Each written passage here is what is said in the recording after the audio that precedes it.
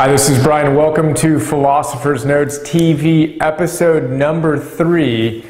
We know that 10 minutes goes fast, so we're going to jump right in. Today we're going to do an awesome book called Happy for No Reason by Marcy Shimoff. She rocks. She is the woman who came up with the idea for Chicken Soup for the Woman's Soul. And this book, Happy for No Reason, the subtitle is 7 Steps to Being Happy from the Inside Out. And it's kind of like Chicken Soup for the Soul meets positive psychology. She interviewed 100 of what she called the Happy 100. People ranging from Reverend Michael Beckwith, the guy from The Secret, to Elizabeth Gilbert, who wrote Eat, Pray, Love. She interviewed all these awesome people who are super happy and told their stories along with what we know scientifically about positive psychology. So if you caught the episode yesterday, we did, what did we do? The How of Happiness, on the science of happiness. So I'm on a positive psychology kick right now, and we're going to cover 14 different books on positive psychology. So today, Happy for No Reason. So we're going to go through a handful of big ideas. We have the customary wine glass of coconut water, can't forget that.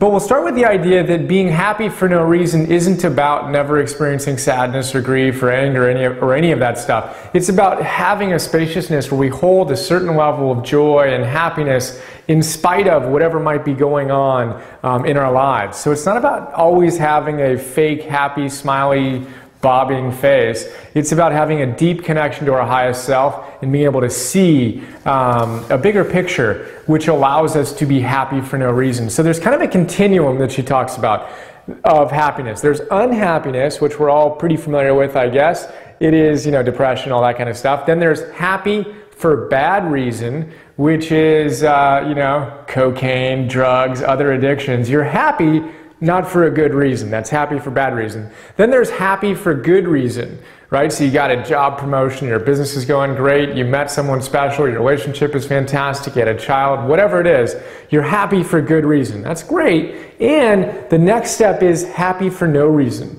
Whatever's happening in your life, you're happy. You can see every opportunity, every challenge as an opportunity to grow. And you can embrace the entire spectrum of emotion and maintain a level of happiness and bliss. That's the idea of happy for no reason. And she actually quotes the Upanishads, where they say happiness for any reason is just another form of misery. So we want to be able to be so in touch with our highest selves that we can be happy for no reason. And this book is all about that. So she talks about the happiness set point. Now, I'm not going to go into this today because we did it yesterday in the How of Happiness. So check that out. But really fun stuff about the thermostat and how you're naturally going to be brought down to whatever your set point is. And we need to work to increase our levels of happiness. Really powerful stuff. One of my favorite ideas in this book, and out of 1,000 big ideas, there are over 1,000 big ideas in all 100 of these notes. This is one of my favorite ones, this next big idea. So she talks about the fact that in Thomas Jefferson's day, when he wrote the Declaration of Independence, and he said that Americans had the right to, freedom to life, liberty, and the pursuit of happiness, right? When he was talking about the pursuit of happiness, he wasn't talking about chasing after happiness. He was talking about practicing happiness. In his time, whatever it is, 250 years or so almost ago, the pursuit of happiness meant the practice of happiness. So you pursued law, you practiced law, or medicine, you practiced medicine and being a doctor. So same with happiness. We have the right to practice happiness.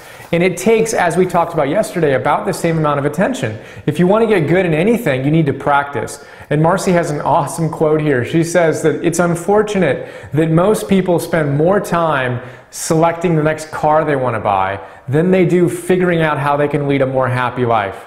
So I say, if we're listening to this, fellow philosopher, let's put more time into figuring out how we can live a happy life than into what car we're going to take or what vacation we're going to take next to escape the life we aren't too happy about.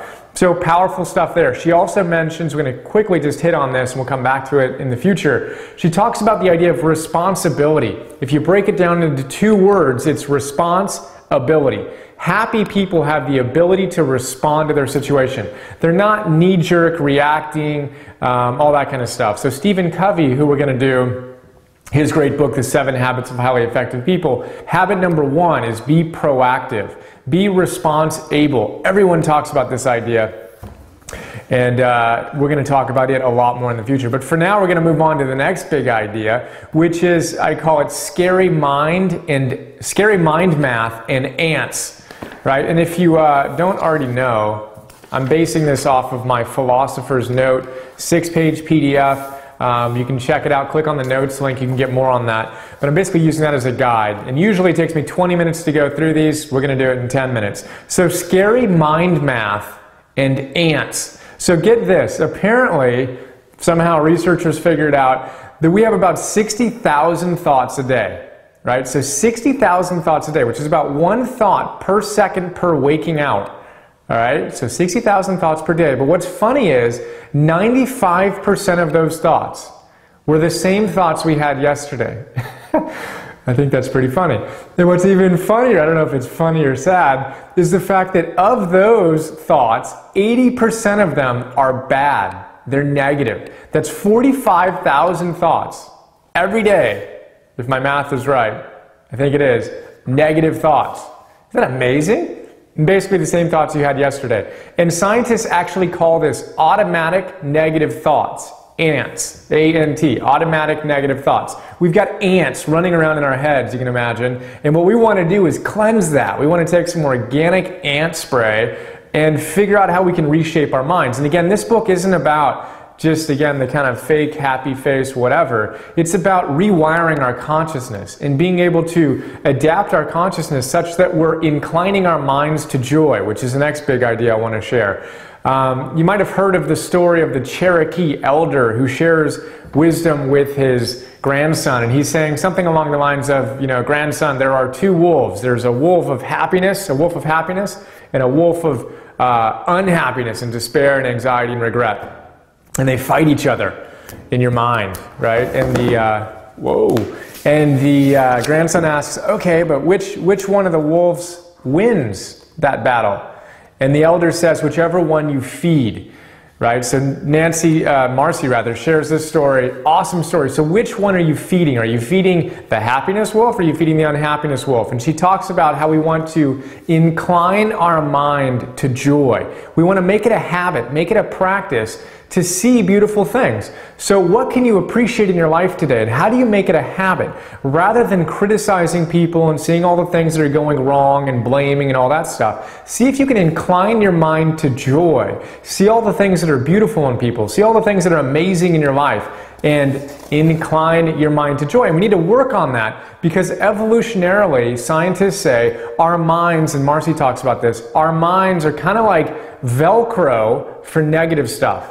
We hold it, it sticks, negative stuff, and Teflon for positive stuff. And they say it's evolutionarily adaptive. If you look at it, in old times, we needed to remember the negative stuff because we almost died when that saber-toothed tiger, almost attacked us. We needed to remember that, so we didn't go into that same situation.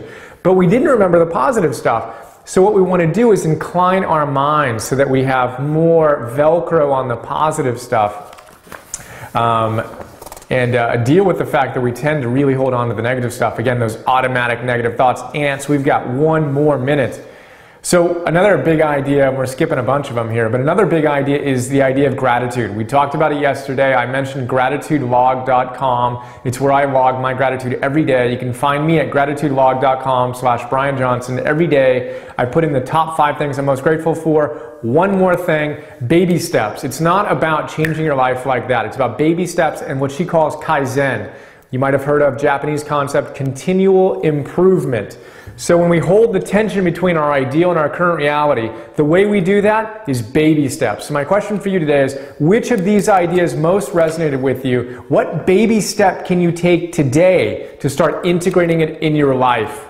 Think about that, rock it, happy for no reason. If you liked it, check out the note and get the book. This book rocks. All right, that is all for today. Look forward to sharing more with you soon.